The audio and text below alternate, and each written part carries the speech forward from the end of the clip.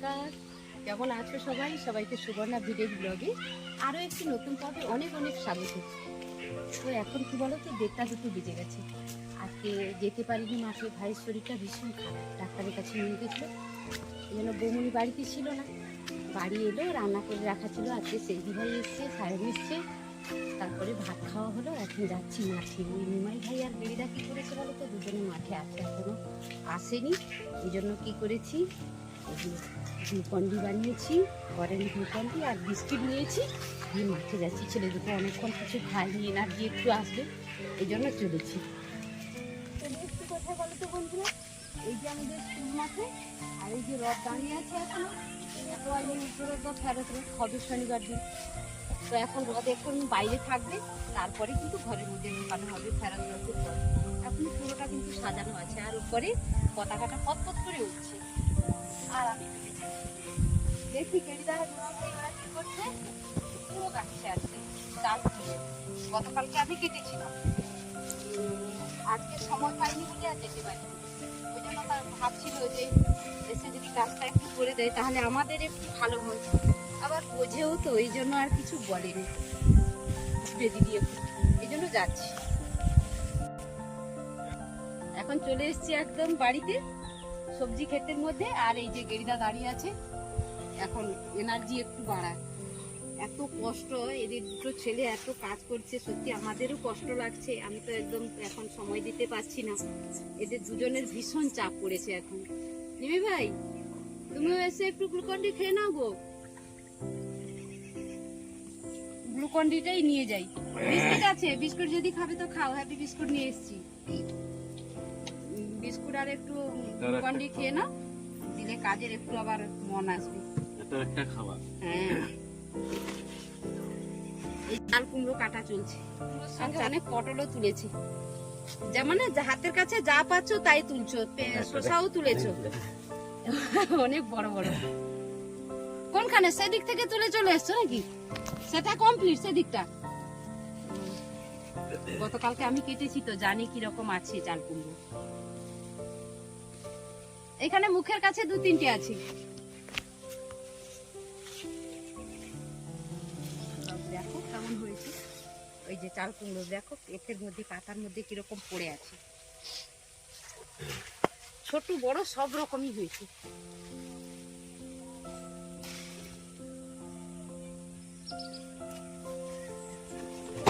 এরা কি করে বলো দেখি, ছুরি নেই হাতে, এমনি ভেঙে নেয়, বোটাটাকে হাতে মুচড়ে দেয়, দিয়ে ভেঙে ব্যাগের মধ্যে নিয়ে নিচ্ছে।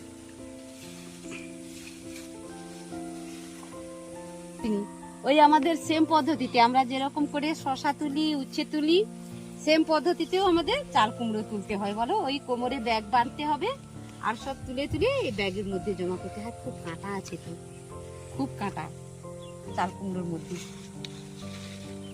আজকে সকালে এসেছিলাম তো, সকালে আজকে আমি ওই ভাই 7টার সময় বেরিয়ে যাবে ডক্টরের কাছে, এই জন্য কি করেছি, একদম সকালবেলা এসেছিলাম 6:30টাতে, মানে এসে বাড়িতে তোলা শুরু করে দিয়েছি। আজকে ছোট ফোটা হাতি নিয়ে এসেছিলাম, টাইমটা দেখতে হবে তো, বাবু ভাইকে নিয়ে যাবে, এই জন্য আধ ঘন্টা তুলেছি। এক ভেলি তুলেছি, এক ভেলিতে 8 কিলো উচ্ছে তুলেছি, কম কথা নয় কিন্তু। আর প্রচুর উচ্ছে হয়ে গেছে, এখন তোলা হচ্ছে না, একদম সব পেকে যাচ্ছে। বাজারে খুব ভালো আছে কিন্তু এখন উচ্ছে। গতকালকে খুব, আগামীকাল শুনবো কি হয় এখন। আবার আগামীকাল বাবার বাৎসরিক আছে, সেখানে আমার একটু টাইম লাগবে। তবে জানি না ভাই বসে বাৎসরিক শ্রাদ্ধটা দিতে পারবে কিনা, তাও জানি না, বসতেই তো পারছে না এখন, এটাই সমস্যা। এখন হয়েছে দেখেছো, ভালোই কুমড়ো হয়েছে চাল কুমড়ো। এখন কিন্তু চাল কুমড়োরও খুব ভালো বাজার দর আছে। আর সব এইরকম সাইজে কিন্তু কাটতে হয়, বেশি বড় হলে কিন্তু তখন আর বাজারে চলবে না। ঘামে ভিজে যাচ্ছি তো একদম, সব সপা ঘামে একদম। ভাই না রেখে রাখো, এটা দেখি বেরিয়ে চলে এসছো নাকি? আচ্ছা, এটাতে আসবে, যাবো। তোলা হয়ে গেল, এবারে বস্তা করার পালা। এই যে আজকে এতগুলো চাল কি গো হাতে কাটা ফুটে গেছে? খুব চাল কুমড়ো এই তো কাটা ভীষণ। ব্যাগগুলো ধরে দাও ভাই, না ব্যাগে ভরে বস্তায় ভরবে নাকি? এদিক থেকে ওদিক হতে পারি না, বাড়ির মধ্যে যেতে পারি না, এত গাছ হয়ে গেছে তো সবজি ক্ষেতের মধ্যে হাঁটা অসম্ভব হয়ে গেছে। এই জন্য ভাই ভাই কি করছে, এদিক থেকে ব্যাগে ভরে দিচ্ছে আর ওইদিকে গেলটা বস্তা ভরে মেঘ করে আছে, কিন্তু ভীষণ ভ্যাবসা গরম, ভীষণ গরম, আর একটু হাওয়া জ্বলছে না। বড় কথা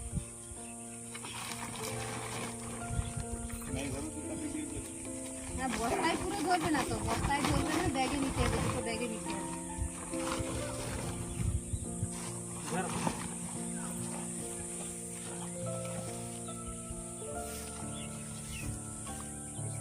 আর কি বলতো বন্ধুরা, এই কুমড়োটাই কিন্তু বাজারে ভীষণ চাহিদা, এই যে ভালো, ভালো, আর বাজারে চাহিদা বেশি এই কুমড়োটার।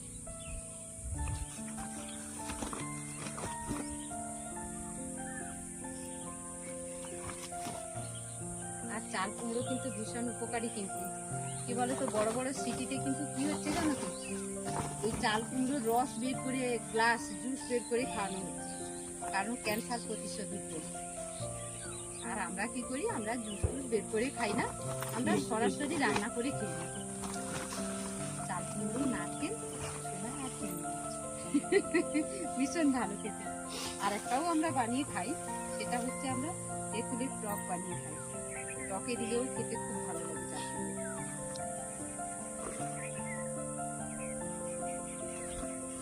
নিয়েছে কেনা আর হাতে ব্যাগ নিয়েছে, পরে আমরা বাড়ি যাবো। এদিক দিয়ে উঠা যাবে না, এদিক দিয়ে অনেক উঠছি, কেন মনে পানটা কত উঠছি না, এদিক দিয়ে ঘুরে যাচ্ছে। আর দেখো বন্ধুরা, এগুলো কি বলতো, এইখানে যে আমাদের শশাটা দেওয়া আছে, ওইদিকে তো ওই বাড়িটা সামলাতে পারছি না, এগুলো কুমড়ো বলবো শশা বলবো, শশাগুলো একদম পেকে গেছে। হ্যাঁ, তাই এখানে বের করে ফেলে দিয়েছি, যারা পারবে ঘুরিয়ে দিয়ে যাবে গরুকে খাওয়ানোর জন্য, বই নিয়ে যেতে পারবো না। দেখো বন্ধুরা, একটা ক্ষেতের মধ্যে ওল লাগানো আছে, আর ওই দিকটা ওল গাছগুলো হয়েছে সব খুব সুন্দর, আর ওর মধ্যে কিন্তু কয়েকটা পাট গাছ হয়েছে। একদিন তুলে নিয়ে গিয়ে পাট শাকের ভাজা করবো, পাট শাকের ভাজা খুব খেতে দারুণ লাগে, ওই যে গাছগুলো হয়েছে। আর দেখো মাঠের পরিবেশ একদম চারিদিকে শুধু সবুজ সবুজ সবুজ, যেদিকেই তাকাবে শুধু সবুজ। তবে এখন মাঠ একদম ফাঁকা, শুনশান, কেউ কিন্তু এখন মাঠে নেই, সবাই কিন্তু বাড়ি চলে গেছে, আর আমরা এই যাচ্ছি। কাজের লোকটা কম হয়ে গেছে, আর একজন চাই। ওই 1.5 বিঘের উচ্ছে শশা তুলে উচ্ছে তোলা, তারপরে চাল কুমড়ো কাটা, সময় হয়ে ওঠে না। আর ওইদিকে একটা বাড়ি আছে, ওর মধ্যে ঝিঙে দেওয়া আছে, এখন ওটাতে কিচ্ছু কাজ করতে পারি না, একদম পড়ে আছে এমনি, তাপন সারও দেওয়া হয়নি এখনো। এই যে জগন্নাথ দেবের রথ দাঁড়িয়ে আছে, দেখো কি সুন্দর হাতের মধ্যে কত সুন্দর হাত তুলেছে। তবে অনেক পুরনো রথ, আমাদের তো জ্ঞান থেকে দেখছি, তো তারও আগে কিন্তু আমাদের এই রথ অনেক পুরনো। রথের একটা ঘর করা আছে, ওই যে রথ শেষ হলে ফেরত যখন শেষ হয়ে যাবে উল্টো রথ, তখন কি করবে, আবার সেই ঘরটার মধ্যে নিয়ে গিয়ে রেখে দেওয়া হয়, আবার রথের দিন বের করে স্নান করিয়ে সাজানো হয় রথকে। আর ওই 8 দিন উপরে পতাকাটা থাকে জগন্নাথ দেবের। আর ওইদিকে দিদিদা মিনাই ভাই কি করছে, বস্তা তুলছে সাইকেলের মধ্যে।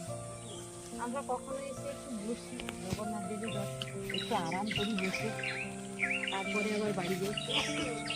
সবসময় একটু কাজ থাকে, কাজ ছাড়া তো একদম কাজ করলেই ভালো, তবে একটু বেশি হয়ে যাচ্ছে এই সময়টা।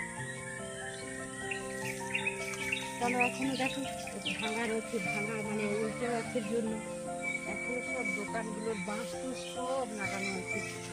শুধু যেদিন আবার উল্টো রথ হবে, উপরে ত্রিপল তুলে দিয়ে আবার উনুন তৈরি করে সেই ওই ছাড়ছাড় করে জিলিপি ভাজা হবে, পলটা ভাজা হবে, যাই হবে। ভাই বড় বস্তাটা কি তুলতে পারবে? আচ্ছা, এটা তুমি মাথায় নিবে? এত বড়টা? এটা কত কিলো ওজন হবে তুমি জানো?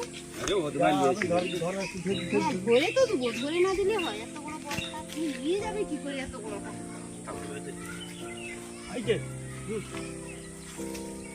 বাবা, 7 কিলোর উপরে গান করবি। নিয়ে যেতে পারবে না তো ছেড়ে দাও ভাই। ও যাবে তুমি এসো। ধরতে হবে। সাইকেল করবে।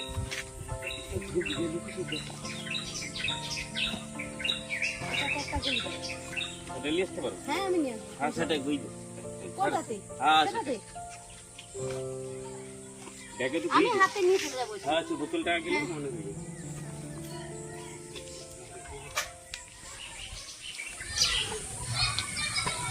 এখন বেড়িদার নিমাই ভাই কি করেছে, ওই যে বাড়ি যাচ্ছে, একজন মাথায় বস্তা নিয়েছে, খুব ভারী তো, এই জন্য দৌড়ে দৌড়ে পালাচ্ছে একদম, তাড়াতাড়ি পৌঁছে যাচ্ছে না।